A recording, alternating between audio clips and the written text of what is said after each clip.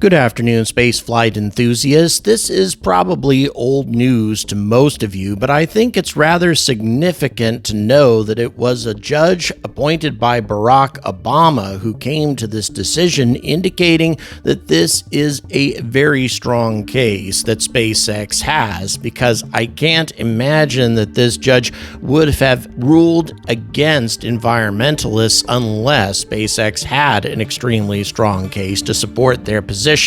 In any event, let's go ahead and review the decision that was actually made in Brownsville last week. Quote, a federal judge in Brownsville denied an environmental group's request for a temporary restraining order or preliminary injunction against SpaceX over its water deluge system used during launches at Starbase at Boca Chica Beach. U.S. District Judge Rolando Olvera issued his ruling last Thursday in response to the request filed by YourRGV on October 9th. The group has alleged that SpaceX's water deluge system is releasing untreated industrial wastewater during launches and sought to halt the launches. The water deluge system is designed to dampen the effects of Starship's rocket engine blasts during liftoff and static fire engine testing. Quote, at the beginning of the Starship Super Heavy launch system's development, it became evident that a deluge water system was necessary to protect the launch site and surrounding areas during launches, Olvera wrote in the order. A deluge water system sprays large quantities of potable water at the base of the spacecraft during launch to prevent fires and reduce dispersal of dust and debris. That's actually not the entire purpose of a deluge system, but at least he understands some of it. Quote, because of these dangers, defendant cannot launch its spacecrafts without the deluge water system. YourRGV had alleged SpaceX was operating the system without the proper permits. That's true. However, Olvera ruled that this was, quote, a good faith mistake, unquote, and that SpaceX is required to obtain the proper permit for the deluge water system.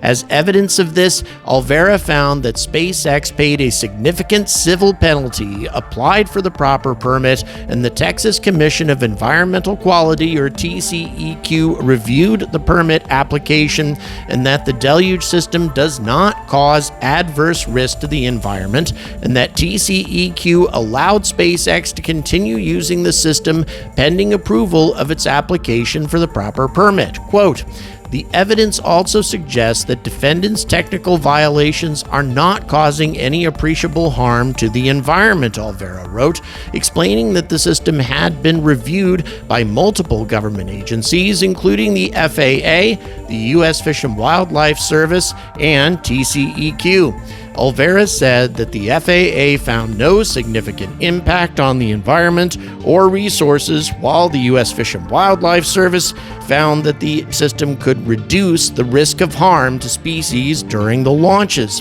Quote, and most significantly, TCEQ found that defendant should be able to continue using the deluge system pending approval of their new permit application because there are no significant environmental effects, unquote.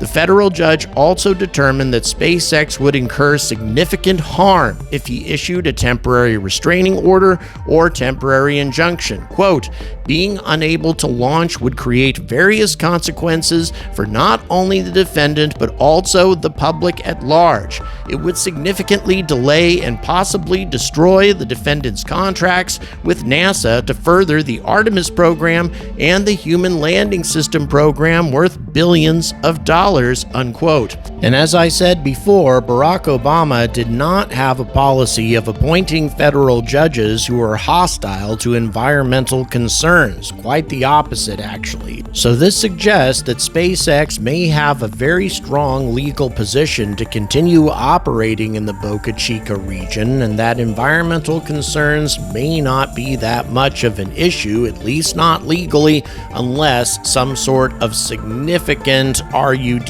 happens that spreads debris across the protected areas that are in close proximity to the launch pad. But thus far, nothing like that has happened for quite some time, so hopefully things will continue that way, and Starship should have an increasing launch cadence as time goes on, which is absolutely essential if we want a Starship HLS system to be landing on the moon anytime soon.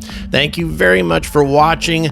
Please don't forget to consider supporting this channel on Patreon. I just released a brand new Patreon exclusive video. I have 11 titles in the library now, so if that's something you're interested in checking out, you can do it for as little as $3 a month, and all the details are in the description. So until next time, stay angry about space.